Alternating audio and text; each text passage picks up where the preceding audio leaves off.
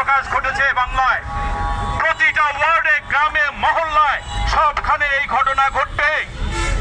আজকে এইখানে যারা দাঁড়িয়েছেন, যারা জুলাই যোদ্ধা, যারা এদেশের নতুন স্বাধীনতা এনে দিয়েছেন, যারা এদেশের জনগণের নতুন মুক্তি এনে দিয়েছেন, তাদের আবার রাজপথে দাঁড়াতে হচ্ছে।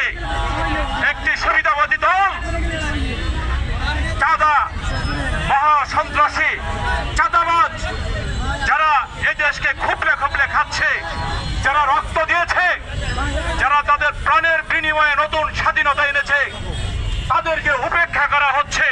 আজকেও আমাদেরকে নতুন করে জনগণের পাশে এসে রাজপথে দাঁড়াতে হচ্ছে, নতুন করে স্বাধীনতার স্লোগান তুলতে হচ্ছে।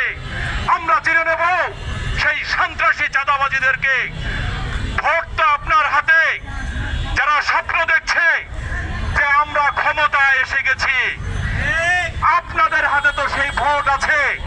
ভোটটা সযত্নে রেখে দেন এবং প্রত্যেকটা দিন যেভাবে চাঁদাবাজি, রাহাজানি হচ্ছে, যেভাবে জুলুম অত্যাচার হচ্ছে সংখ্যালঘুদের উপর, যারা ছোট দল তাদের উপর, যারা স্বাধীনতার কথা বলে তাদের উপর, যারা রক্ত ঘাম দিয়েছে, ত্যাগ স্বীকার করেছে তাদের উপর, সেই সন্ত্রাসীদেরকে চিনে নিন। আপনারা জবাব দিবেন।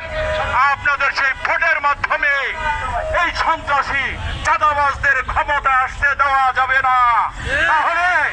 তাহলে আপনারা বুঝতে পারতেছেন এদেশকে কি করে ফেলবে তারা। বেশি দূর যাওয়ার দরকার নাই।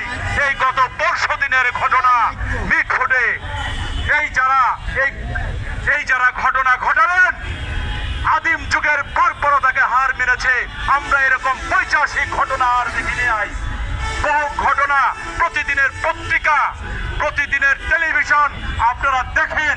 খবরের সবচেয়ে বড় সন্ত্রাসীরা, গর্জে উঠো বাংলাদেশ, গর্জে উঠো বাংলাদেশ, হটাও চাঁদাবাজ। সকলের মঙ্গল কামনায় এই পর্যন্তই। ভালো থাকবেন।